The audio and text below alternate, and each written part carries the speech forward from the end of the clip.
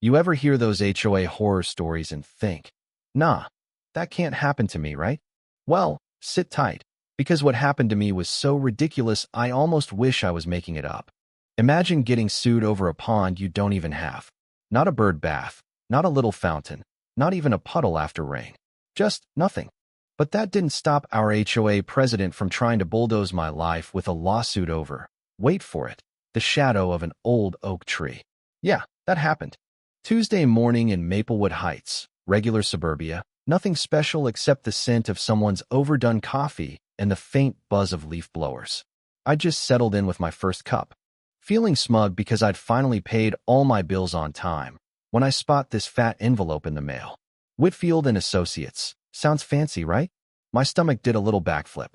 Around here, that name means trouble, whispered about like a curse. Families losing their homes. Legal fees that'd make you cry. So I open it, half expecting some warning about my unmowed lawn or that crack in my driveway everyone trips on but nobody fixes. Instead, I'm accused, formally, legally, of constructing an illegal farm pond. Our HOA president and self-appointed guardian of the neighborhood's aesthetic. Apparently, I'm threatening the very fabric of Maplewood Heights with an invisible pond. Let me back up a sec. My backyard is the saddest patch of grass this side of Chicago. I've got an ancient oak tree, some stubborn dandelions, a rusty shed, and a hose that leaks more than it waters. I walk out there, looking for anything that could be mistaken for a pond. Nothing.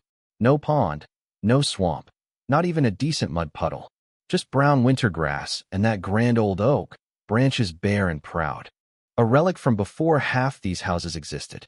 But here's the kicker. Karen's evidence, a satellite photo.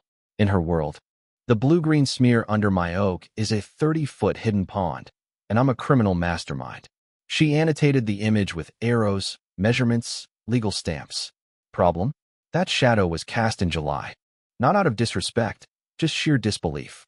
In the next HOA meeting, Karen's face turns the color of boiled lobster. She screams that I'm threatening her. Dials 911 on speaker right in front of everyone. You could feel the whole room hold its breath. But she doesn't know. This was just my opening move. I wasn't just defending myself. I was going to expose her little kingdom for what it was.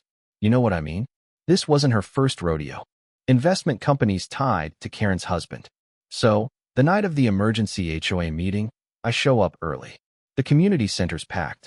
Half the people are there for the drama. The other half just want to know who's destroying the neighborhood. Karen sweeps in like she owns the place, crisp suit, lips pressed tight. She opens with her signature line, "Ladies and gentlemen, we face a serious threat to our safety and property values." Dramatic. She flashes that satellite image, blown up, annotated, terrifying if you believe in tree ghosts. I stand up. Madam President, with all due respect, what you're seeing is a shadow. My oak tree in July. If you want, we can all go look at my yard right now. There's nothing but winter grass. Karen loses it. He's lying. He's threatening us. Her voice cracks. People shift in their seats, murmuring. Mrs. Patterson, my neighbor, she's about 80, sharp as ever, leans in and whispers, she didn't check the old records. Did she? I just shake my head. The cops show up, Rodriguez and Kim. They've seen it all before. You can tell by the way they barely hide their boredom. Karen rants, shows her satellite image, and claims I'm masterminding an environmental conspiracy. Rodriguez listens, nods, then says, mind if we take a look? So, the whole circus, neighbors, board members, 2 annoyed cops, parades to my backyard. Rodriguez shines his flashlight around. Just grass, old trees, the shed. No water, no pond, not even a turtle. But then Rodriguez says, you know, I used to be a civil engineer. That's a tree shadow and summer foliage. No pond here. This is granite bedrock. Nobody's digging a pond in this yard without a backhoe. Karen turns ghost pale. Dave Murphy, another board member, finally pipes up. Maybe we should let this go. Karen hisses at him. It's like watching a coup in slow motion. Just when you think it can't get wilder, misses. Patterson shuffles up with a dusty box, old land surveys. Turns out, my lot is solid granite. The cops nod. Case closed. Karen storms out. But for me, that was just the start. That night, I couldn't sleep. I started digging, digitally, not literally, into Karen's past. Turns out, her husband's company buys homes in distressed sales. Almost all recent were from our HOA. The cases all had the same playbook. Minor infraction, major lawsuit, legal fees through the roof. Family gives up and sells. Karen's legal threats greased the wheels. Her husband swooped in with a lowball offer. They flipped the houses for profit. I found emails, thanks to Dave Murphy, proving Karen had targeted me months before, just waiting for any excuse. It all exploded when Karen, desperate to regain control, called the news.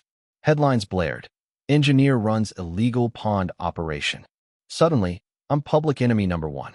Neighbors avoid me. Somebody chucks a rock through my window. But I wasn't going down without a fight. I live-streamed everything, my barren backyard, the geological survey, the emails from Dave, the cops report. People watched. They saw the truth. Comments poured in, stories from folks all over the country, dealing with their own Karen. It went viral. Even Officer Rodriguez left a comment.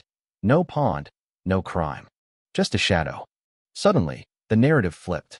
Investigative reporters started sniffing around. Turns out, Karen's scam was bigger than anyone realized. 3 neighborhoods. Dozens of families forced out. At the next HOA meeting, Karen tried one last stunt, bringing in a drilling rig to prove the pond was hidden deep underground. The community center was packed. People stood in the hall, news cameras rolling. Karen's drilling experts pulled up nothing but granite. I showed everyone the old survey, the emails, everything. Mrs.